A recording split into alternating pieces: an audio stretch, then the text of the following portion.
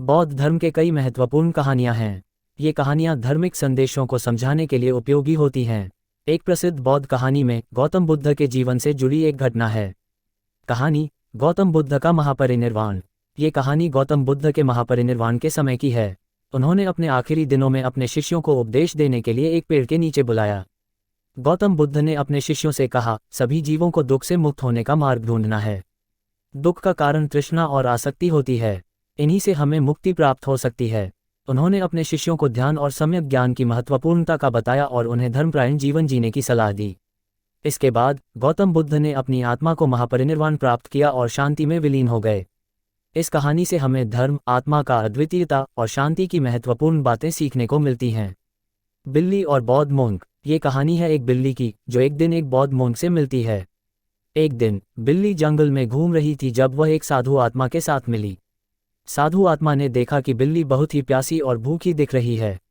साधु आत्मा ने बिल्ली से पूछा, क्या तुम भूखी हो? बिल्ली ने उत्तर दिया, हाँ, मैं बहुत ही भूखी हूँ और मुझे खाने का कुछ नहीं मिल रहा। साधु आत्मा ने बिल्ली को ध्यान और दया के साथ खाने की दी और उसे उनके साथ बैठने के लिए कहा। बिल्ली ने आभार व्यक्त किया और उसने साधु आत्मा के साथ समय बिताना शुरू किया। समय के साथ बिल्ली ने साधु आत्मा के संग सत्य, ध्यान और संतोष की महत्वपूर्ण बातें सीखी। वह धार्मिक और आध्यात्मिक जीवन की महत्वपूर्णता को समझ गई। इस कहानी से हमें ये सीखने को मिलता है कि धार्मिक शिक्षा और आध्यात्मिक जीवन की महत्वपूर्णता है और यह हमें सहानुभूति और दया का भाव बनाने में मदद कर सकता है। चंद अहम शब्द। ये कहानी है एक बौद्ध मोंक की जो ध्यान और आत्मचिंतन के महत्व को सीखता है। एक बार की बात है, एक मोंक जंगल में ध्यान कर रहा था। वह एक दिन अपने ध्यान से बाहर निकलकर एक शिकारी के साथ मिलता है। शिकारी ने मोंक से पूछा, तुम्हारा ध्यान क्या है? मोंक ने उत्तर दिया, मेरा ध्यान सिर्फ चंद अहम शब्दों पर है जो मेरे ध्यान में हैं। शिकारी ने आश्चर्य की भरपूर अद्भुत बात सुनी और वह उस मोंक के साथ बैठ गया। वह मोंक से और ज्यादा जानने के लिए पूछताछ करने लगा। मोंक ने शिकारी को समझाया कि वह चंद अहम शब्द का अभ्यास करके अपने मन को शांत और ध्यानाकर्षण में ले जाता है और इससे उसका आत्मचिंतन मजबूत होता है। इस कहानी से हमें ये सीखने को मिलता है कि ध्यान और आत्मचिंतन के माध्यम से हम अपने मन को शांत और स्वस्थ रख सकते हैं और यह हमारे आत्मविकास में मदद कर सकता है।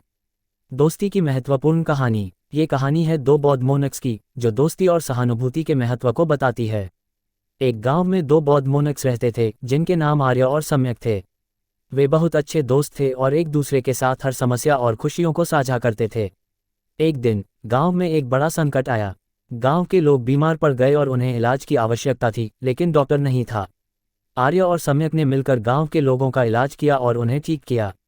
इसके बाद गांव के लोग उन्हें बहुत ही आभारी थे और उन्होंने उन्हें गांव के प्रमुख के पास बुलाया। प्रमुख ने उन्हें सोने की मुद्राएं दी और उनका आभार व्यक्त किया। आर्य और सम्यक ने सोने की मुद्राएं देखकर हंसते हुए कहा, हमारे लिए ये सोने की मुद्राएं महत्वपूर्ण नहीं हैं, हमें आपकी दोस्ती और सखापन की मूल्यवान चीज है। इस कहानी से हमें ये सीखने को मिलता है कि दोस्ती, सहानुभूति और सेवा की महत्वपूर्णता होती है और इससे हम समृद्धि और सुख की दिशा में आगे बढ़ सकते हैं। आत्मबोध की कहानी। ये कहानी है एक बौद्ध मोंक की जिसने आत्मबोध की महत्वपूर्ण कथा से सीखा कि जीवन का असली मार्ग क्या है। एक समय की बात है, एक युवक ने एक मोंक से पूछा, मुझे जीवन का मार्ग दिखाए ताकि मैं सच्चे सुख को प्राप्त कर सकूं। मोंक ने उस युवक को एक छोटे से कपड़े का गोलू दिया और कहा, जाओ, ये गोलू तुम्हारे साथ हमेशा रहेगा। जब तुम इस गोलू को खोजोगे और अपनी आत्मा को पहचानोगे तब तुम सच्चे सुख को प्राप्त करोगे। युवक ने गोलू को ले लिया और अपने जीवन के सभी खोने पाने में उसे साथ रखा। समय बीता लेकिन उसने आत्मबोध प्राप्त नहीं किया। फिर एक दिन जब वह गोलू को फिर से देख रहा था, उसे याद आया कि मोंक ने कहा था कि गोलू उसके आत्मा का प्रतीक है। वह समझ गया कि आत्मा को पहचानने का सच्चा मार्ग आत्मविचार और आत्मानुभव में है। इस कहानी से हमें यह सीखने को मिलता है कि सच्चे सुख और आत्मा की पहचान आत्मविचार और आत्मानुभव के माध्यम से होती है और यह हमारे जीवन का मार्ग को दर्शाता है।